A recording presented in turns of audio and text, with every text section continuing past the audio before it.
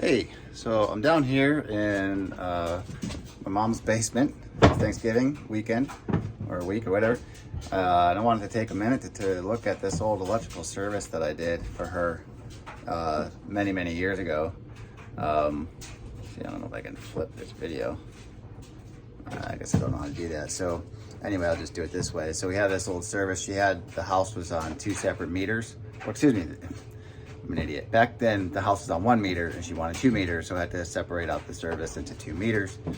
So now she has 2 panels, separated out the branch circuits and whatever. So she has that.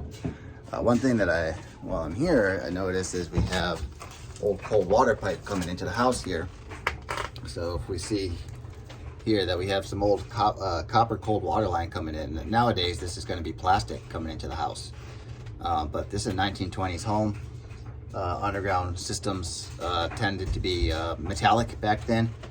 And so since it is metallic and it's in contact with earth, it qualifies as a grounding electrode conductor. So we have to terminate grounding electrode conductors to it appropriately, since we are using it as a grounding electrode.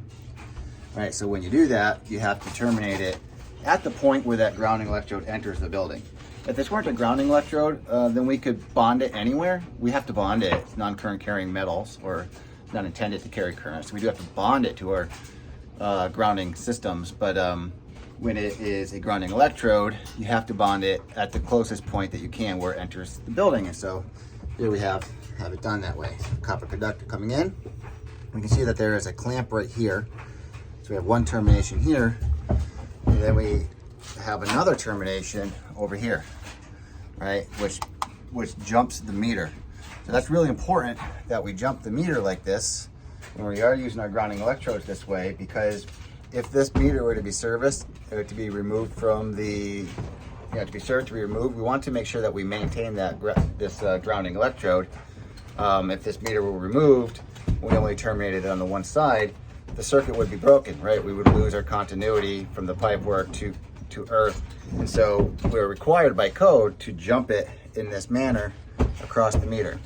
So glad to see that was done correctly.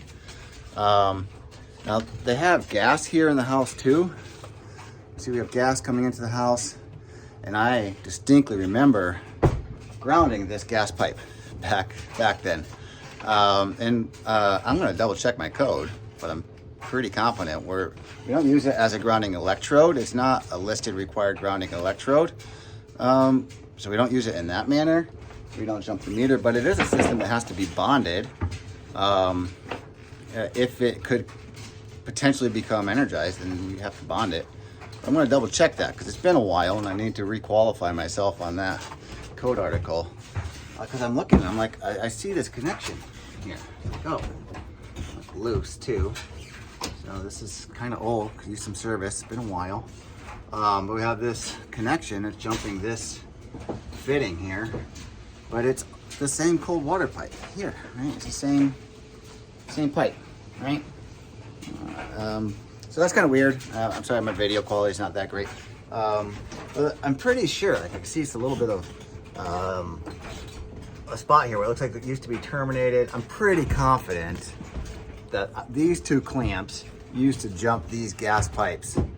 And then somebody at some point between 25 plus years ago and now moved it to that pipe. It's probably okay. I mean, her gas system's connected to her boiler, and there's gonna be electrical continuity through those connections. So I think it's probably fine, but anyway, a lot can happen in 26 years. But yeah, some old work. Checking out some old work I did back when I first got my electrician's license. Check this out too. I was pretty proud of it. I signed Philip M. Barr, licensed electrician. Yeah, I mean, I was brand new. The meter on the outside of the building, I made a mistake with that too. I didn't even realize. I just picked up a meter off the shelf at Home Depot and put that in, and I thought it'd be fine. Utility company almost didn't set a meter because I didn't check to make sure that I used a listed and approved meter. I only knew National Electrical Code. I didn't know about these utility company requirements and any extended requirements that I need to follow. And my mom, she was like, my son just got his license. Can you cut him a break? He didn't know any better. And I don't know, Mom was able to finished the job for me. So it's a good team effort. Anyway, thought this would be fun to show. Bye.